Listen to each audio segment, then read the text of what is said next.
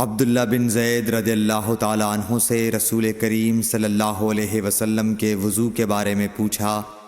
تو عبداللہ بن زید رضی اللہ عنہ نے پانی کا ایک طشت منگوایا، پھر ان لوگوں کے دکھانے کے لیے وضو شروع کیا۔ پہلے طشت سے اپنے ہاتھوں پر پانی گرایا، پھر انہیں 3 بار دھویا، پھر اپنا ہاتھ برتن کے اندر ڈالا، پھر کلی کی اور ناک میں پانی ڈال کر ناک صاف کی 3 چلوؤں سے 3 دفعہ،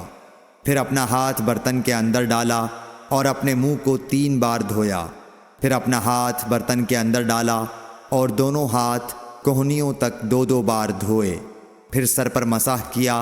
اس طرح کہ پہلے آگے کی طرف اپنا ہاتھ لائے، پھر پیچھے کی طرف لے گئے، پھر برتن میں اپنا ہاتھ ڈالا اور اپنے دونوں پاؤں دھوئے۔